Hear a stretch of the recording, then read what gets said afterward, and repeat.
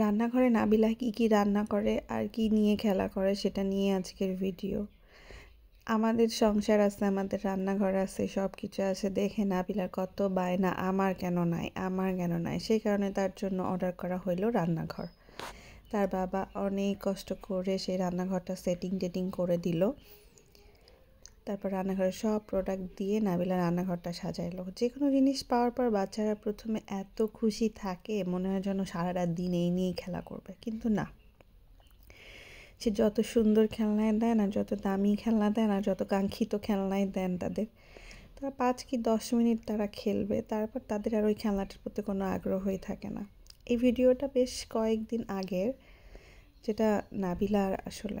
তো নাবিলা এই খেলনাটা কেনার জন্য আমাকে প্রায় 6 থেকে 7 মাস পর্যন্ত মা আমাকে প্লিজ এই রান্নাঘর মানে কিচেন সেটটা কিনে দাও।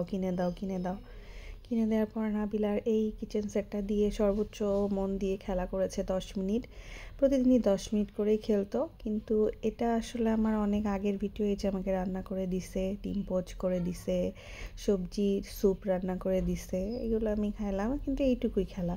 এখন এই ভিডিওটা বেশ কয়েকদিন আগের, যখন মানে প্রায় 5-6 মাস আগের ভিডিও, সেটাই এডিট করে দিচ্ছি আমি।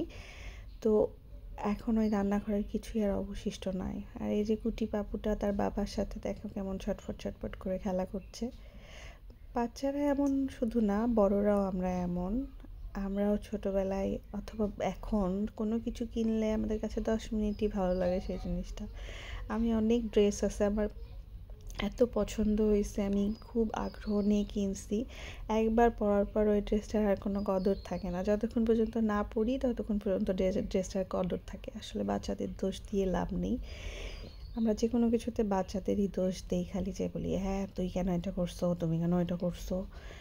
তো মেইনলি তো বাচ্চাদের দোষ থাকে না। এই নিয়ে একটা গানও আছে যে তেলের শিশি, কিছু হইলে বাচ্চাদের যে আমরা এত কথা শোনাই, এটা নিয়ে একটা গানও আছে।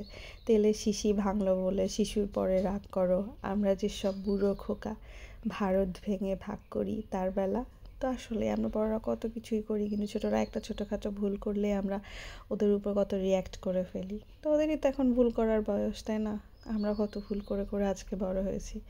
এই যে যারা তখন হাঁটতে পারতো না ওই সময়, ভিডিওর বোন কত কোলে নেওয়ার ট্রাই করতো, ওকে কত দুষ্টামি করতেছে। মাশাআল্লাহ, আমার এইসব দিনগুলোর কথা আসলে এখন এই ভিডিওতেই এইসব দিনগুলো আমরা দেখতে পাই আমি। আর এখন তো যারা হাঁটতে শিখে গেছে, একটু বড় হয়েছে, মানে তখন ছোট ছিল, নাফিলার কাজই ছিল শুধু জড়ায় ধরা, এই করা ওই করা, খাইতেছে খেলতেছে, হঠাৎ করে এসে আপুকে একটু জোরে চাপটি মেরে জড়ায় ধরবে আর যারা কেঁদে দিবে।